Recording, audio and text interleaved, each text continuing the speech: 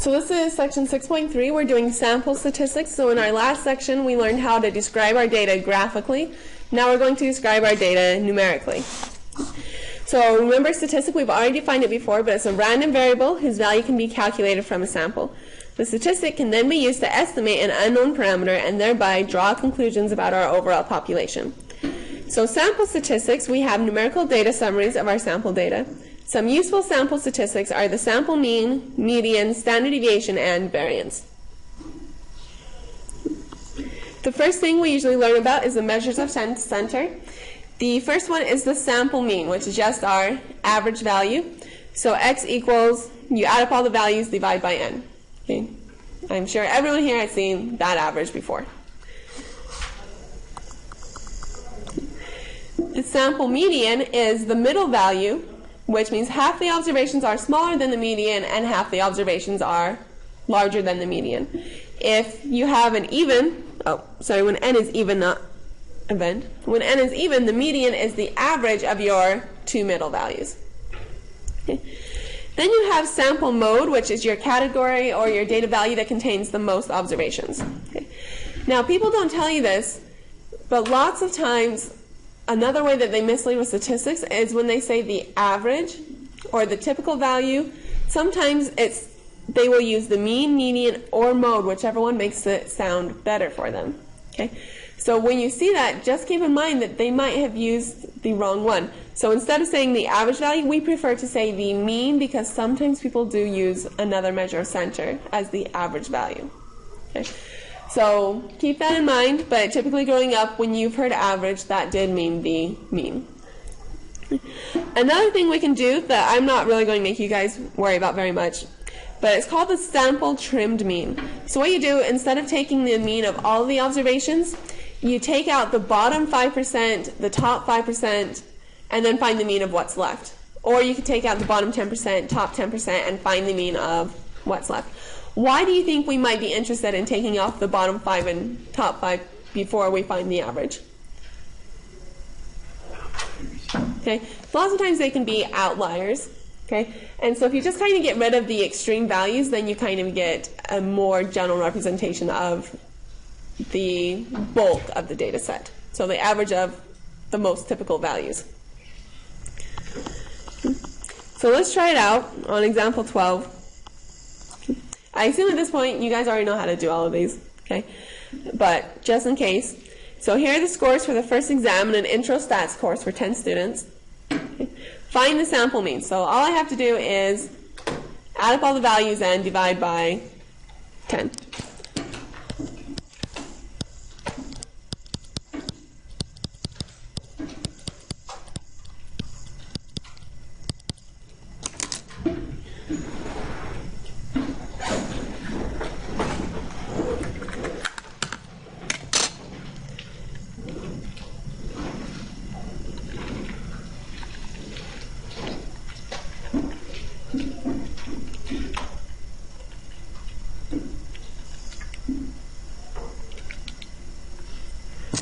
Okay, if I typed it in correctly, since I didn't quickly, I got 748 over 10. Did anyone else get something different? Because that's not what I remember being last year. I got 82. So we start with 821 divided by 10 gives me 82.1.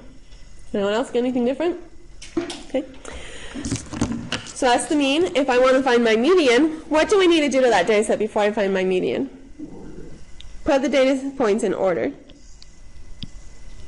So lots of times on tests, people forget to put it in order first.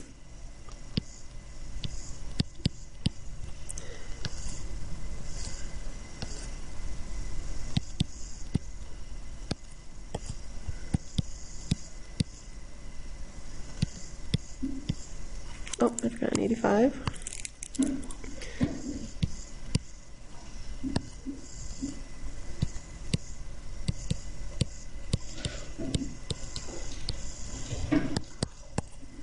Okay. 3, 4, 5, 6, 7, 8, 9, 10. So it looks like I have my 10 values. Okay. They're in order, so when I want to find my median, it's the middle value. So I usually start at the ends and count back instead of trying to use any formulas you might see in books. So 1, 1, 2, 2, 3, 3, 4, 4, 5, 5. Okay, so notice we have 80 and 85 are both 5 away from the ends.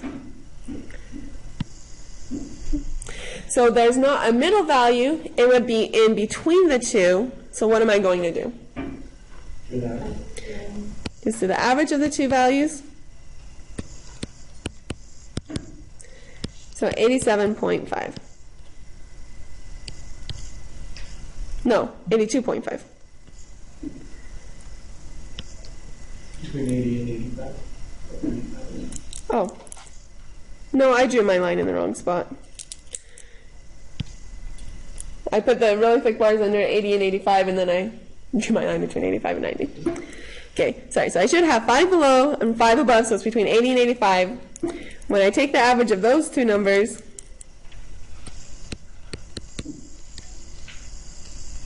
I do get 82.5. Notice in this situation that my mean and median are fairly close. Whenever my mean and median are fairly close, that tells me that my distribution is going to be at least pretty close to symmetric. Okay. What would happen if I wanted to find my sample trim mean? So remove the 20% top and bottom observations. So the trim mean doesn't have to be a set 5% or 10% or 10%. You'd have to decide each time how much you want to remove. So let's say we want to do 20%. So I'm just going to write my observations down again in order.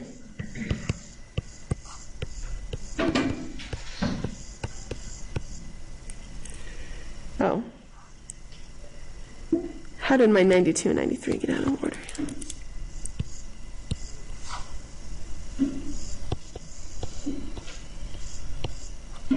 Okay, so 20%, I have 10 observations, so 20% is how many observations do I need to remove? Okay. Let's see. So remove 20% times 10, which is 2 from top and bottom. So I take off the 55, I take off the 73, take off the 93, take off the 98, and now find the mean of what's left. So you're removing 40% total. Okay. Yeah, so I was doing 20% from the top and bottom, so it is 40% total. Okay. But again, true means aren't very precise, so it's kind of what you want. So if you just wanted 20% total, then you do 10% from top and 10% from the bottom. So 75 plus 80 all the way up to add 92, and now I'm dividing it by 6. Anyone know what that gives me?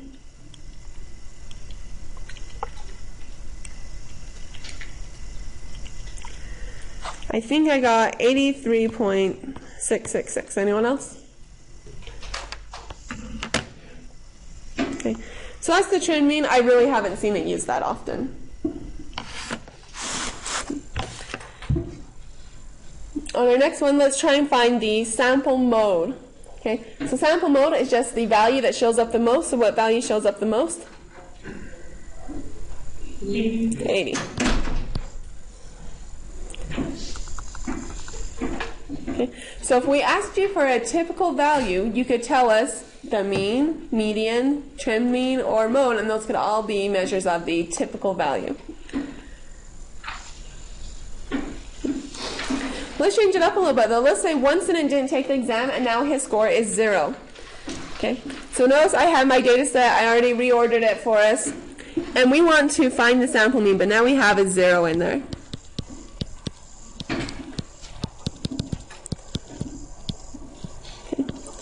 Now what do I have to divide by when I find my mean? 11. Now the top of my sum should still be, what was it, 821 last time? So 821 divided by 11 gives me 74.63. So last time our mean was 82.1, we added in a 0, and now my mean is all the way down to 74.6. That changed it quite a bit, didn't it? Okay, so that shows us that just one outlier can really change our mean. Let's try the median and see how much it changed that. So the median is the middle value, so if I start counting off from the end, so 1, 1, 2, 2, 3, 3, 4, 4, 5, 5. Okay, notice now I have an odd number of observations, and I actually find a middle value without having to take the average, so my median is 80. So what changed more when we added in one value? Did the mean or median change more? The mean. And that's always going to be the case. The mean is always going to change more than the median when you add in an outlier.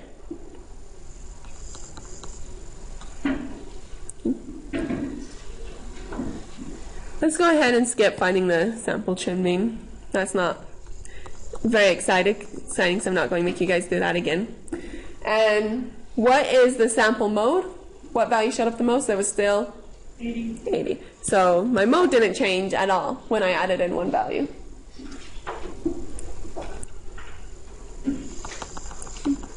So that brings us to what we call resistant measures. So the mean is not a resistant measure of the center, because an outlier or even an observation in the tail of a skew distribution can pull the mean down towards the outlier or towards the tail. Okay, whereas the median is a resistant measure of the center. It's not affected as much by our extreme values. Okay? And remember, the outlier is an observation that doesn't fit with the rest of the data. There's other things that we're going to talk about, like you could talk about like modes, you could talk about ranges, interquartile range, standard deviation, and for each thing you could try and consider whether or not that would be a resistant measure, okay? Whether or not it's affected by extreme values.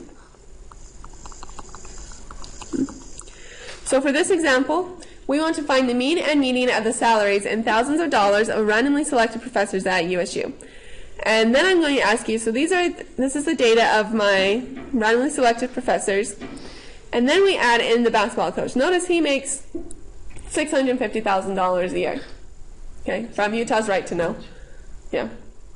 Yeah, he makes the most. He's the highest paid person in the university. Yeah, he makes more than the president of the university does. Yeah. Okay, so these are real values I pulled off Utah's right to know.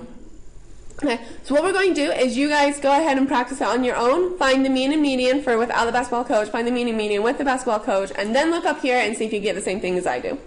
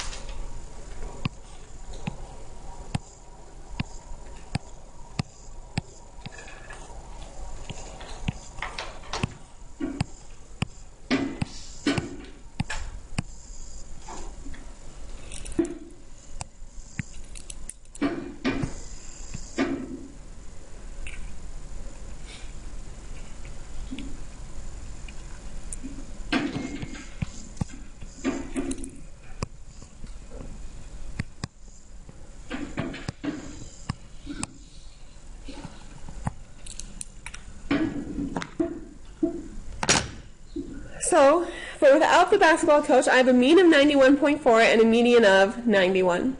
Okay, so again, those are pretty close, so it's probably fairly symmetric. Notice that when I add in the basketball coach, my mean jumps from 91 to 161. Okay, notice 161, so we can go out and we can tell people, oh, come to USU and teach because the average salary is $161,000. Notice though that this average is actually higher than any of the actual professors. Okay, because the basketball coach pulled it up that much. Whereas the median only jumped from 91 to 100. So the median was much more resistant than my mean was. How do you feel about that? Ready to go on? Ready to write a protest letter about how much the basketball coach makes? He makes more than the governor of Utah. Does he? Almost 3 times more than the governor of Utah. I guess we like our basketball.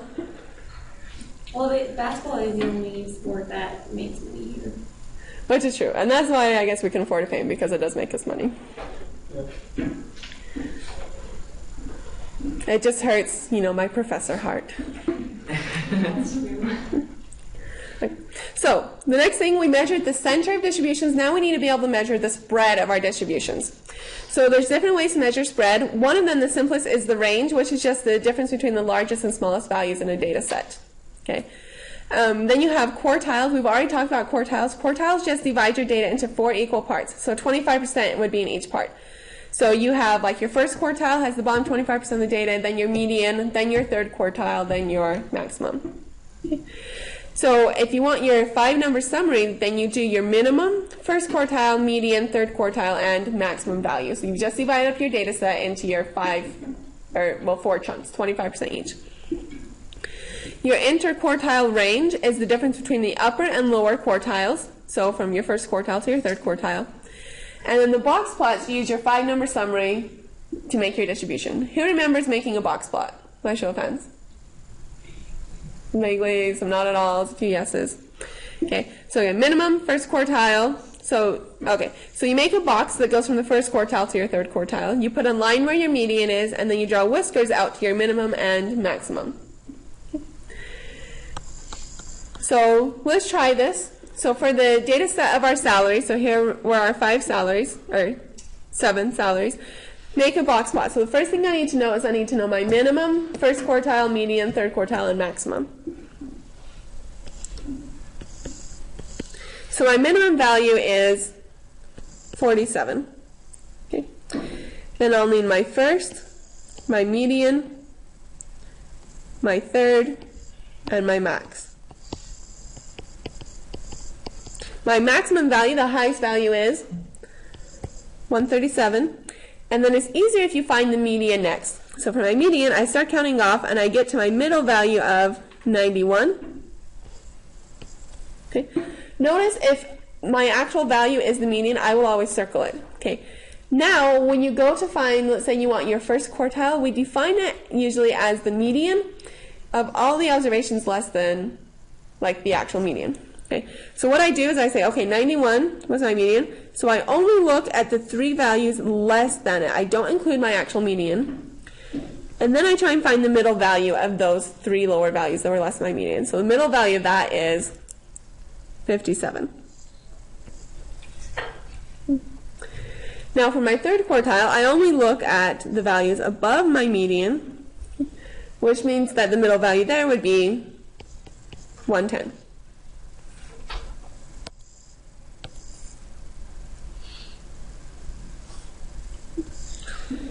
So to make a box plot, you should probably have a number line. So you can draw it according to your box plot, according to a good scale.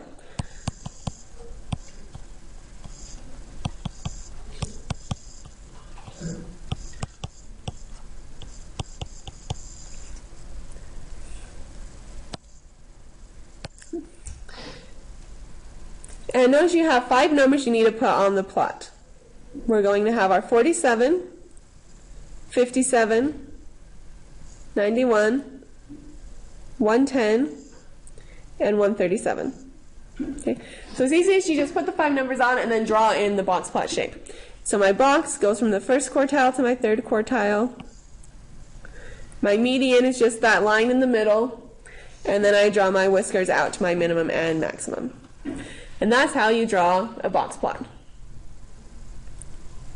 Again, as you do your homework, it's kind of silly to make you find means, medians, quartiles, box plots, and things like that by hand. Again, you're welcome to use any software to do this for your homework. And that means then on the test, since you don't have software, this will not come up on the test for how to do it by hand. Instead, things I'll give you is I'll show you a distribution and say, can you tell me if it's left skewed or right skewed? Can you tell me if it looks like there's an outlier? Questions like that. So does the box part begin at the first quartile value that we get? Yes, your Okay. box begins at the first quartile. Okay.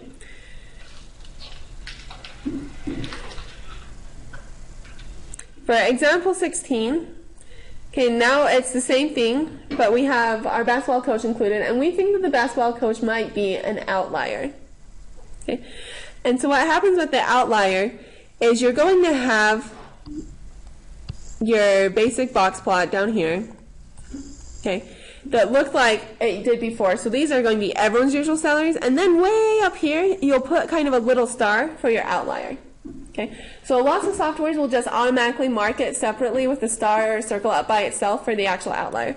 So we mark outliers separately.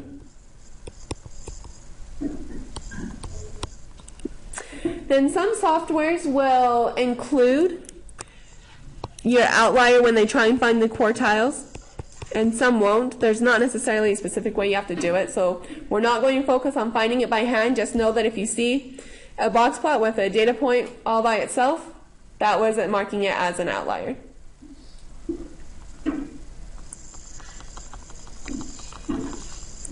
So as box plots, again, you won't have to do them by hand.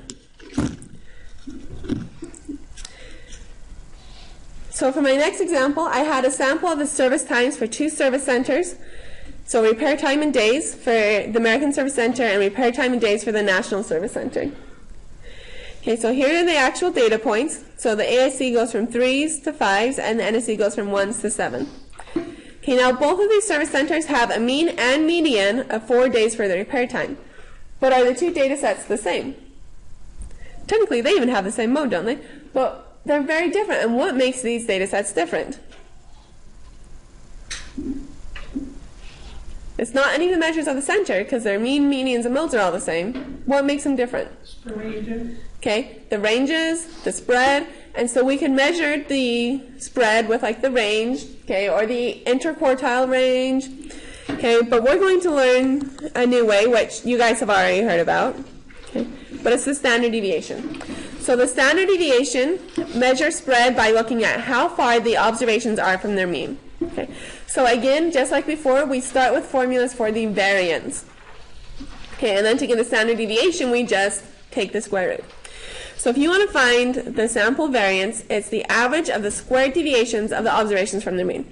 So what we do is we take the first value minus the mean squared, plus the second value minus the mean squared, plus all the way up to the last value minus the mean and squared. And then I divide by n minus 1. And we'll talk about why you have to divide by n minus 1 in section 7.2. Just know for now that we divide by n minus 1 when we're looking for our sample variance. Okay. Standard deviation, we just take the square root. Okay. And then we've already talked about why do we use standard deviation instead of variance. Okay, why was standard deviation invented instead of just sticking with variance? Because we want to get our original units as original data. So let's try an example. Again, I'm never going to make you calculate this by hand, again, after this point, but if you see it once, it kind of helps you internalize what standard deviation measures. So what I need to do is I'm going to set up a table like this. I need to write down each observation.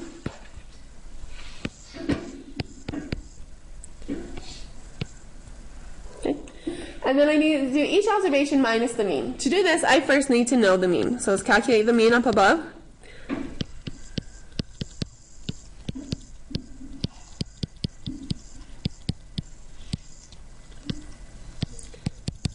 And there are 5 observations.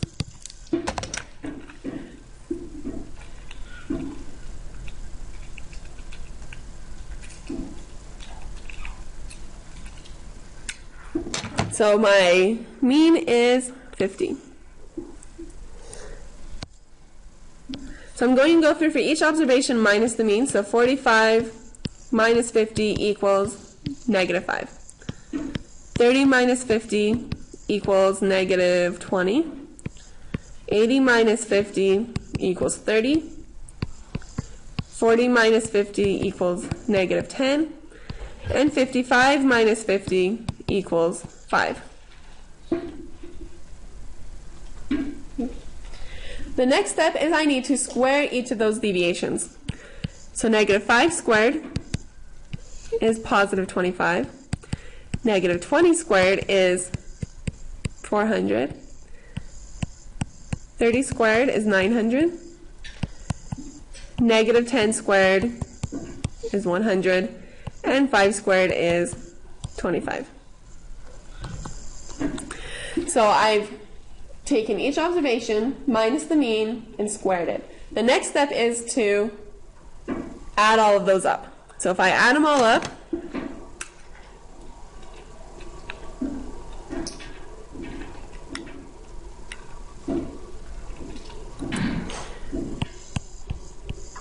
I get 1450. Now remember, my formula for s squared is the sum of each observation minus the mean squared divided by n minus 1. So my 1450 is the sum of each observation minus the mean squared, and I need to divide it by n minus 1, so 5 minus 1.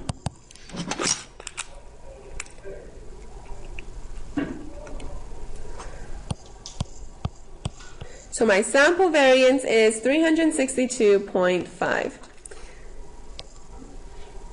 And if I wanted to find the sample standard deviation, I just take the square root of the variance.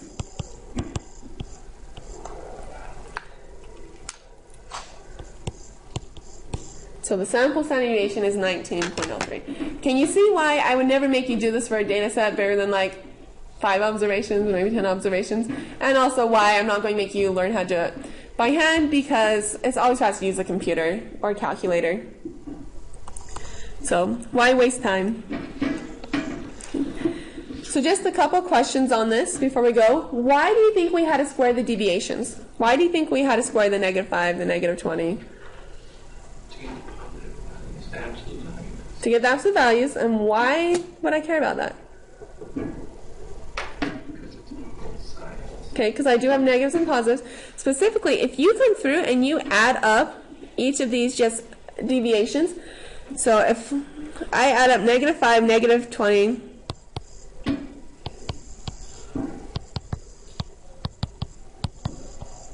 what do I get? So someone add that up in your calculator? 0. Because if you don't square your deviations, they will always add up to 0. And that's not going to tell you very much.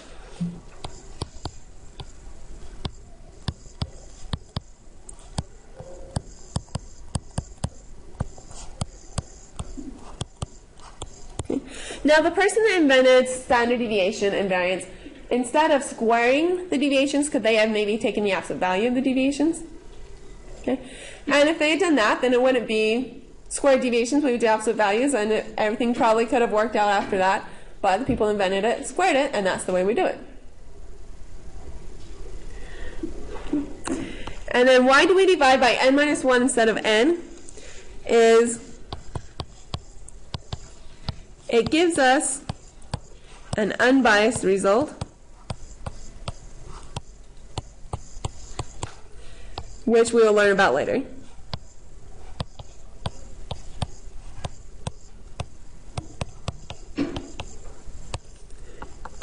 But it is a good thing.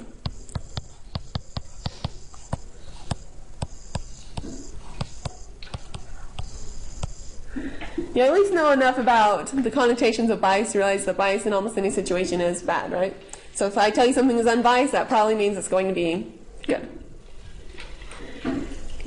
And just my last note is that the standard deviation S is not a resistant measure, so if you throw in just one outlier, it's going to make your standard deviation seem a lot bigger than it was before.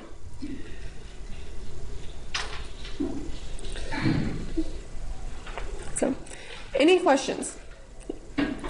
We have learned enough that you can go home and do 6.1 to 6.3 over the weekend. Please remember that you can do everything.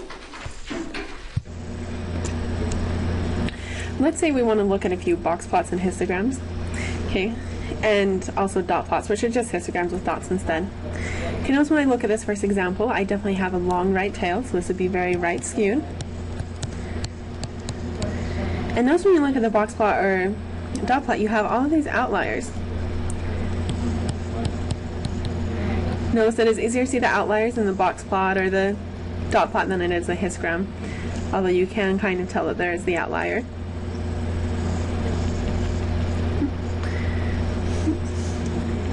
And also on number 1, it is unimodal. It only has one major peak.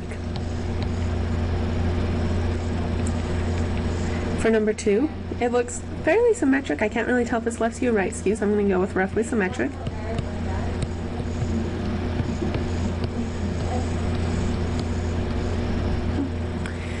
And let's see, probably 2 major peaks, maybe bimodal, and I don't see any outliers.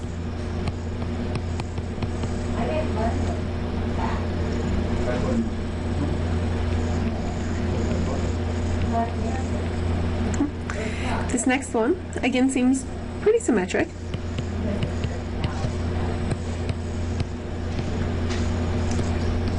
It has only one major mode.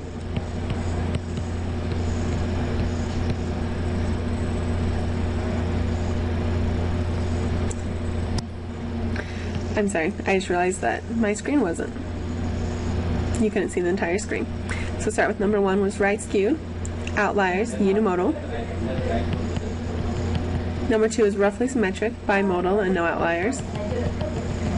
Number 3 is fairly symmetric, unimodal, and it looks like I might have a couple potential outliers. They didn't show up on the histogram at all, but I can kind of see them in the box plot, so maybe a few potential outliers.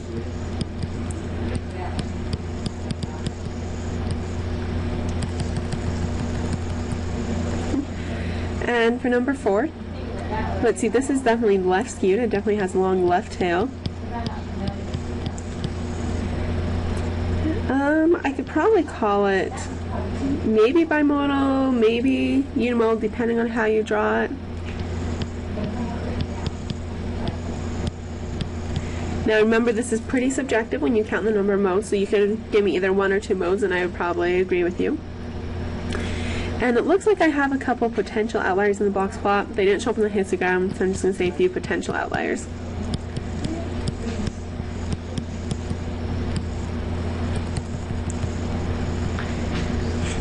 Now for our next example, I want you to be able to compare box plots in terms of center and spread, just because this will come in handy later in the semester. Now when you want to compare center and spread, for center we have different ways to measure center. We have mean, median, mode, trim mean, and then for spread we have like range, interquartile range, standard deviation. When you look at box plots, you can see the line for the median and you can easily see the interquartile range and the range. So for center, because median is the only thing I can see on the box plot, that's what I'm going to measure. And for spread, I can't see the standard deviation by looking at the data set. I'm probably going to look at the interquartile range. I can also look at the range, but I prefer interquartile range because that kind of tells me the bulk of the observations. So when I look at these, if I want to compare the center and the median, it looks like number 2 has a higher median, so median slash center, and it also looks like number 2 is further spread apart, so it has a greater interquartile range, so a bigger spread.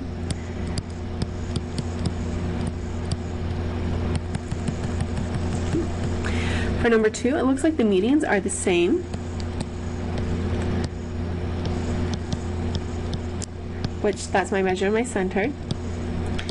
And it looks like NSC has a much greater spread, so a greater standard deviation, even though I can't see what the standard deviation is for sure. So it also has a greater range and a greater interquartile range.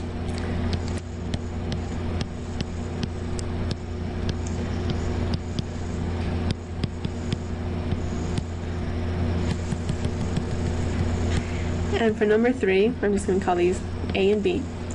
It looks like A has higher center. Remember, the center is the median, which is just the line in the middle of the box plot. So A has a higher center, but it actually looks like they have the same spread.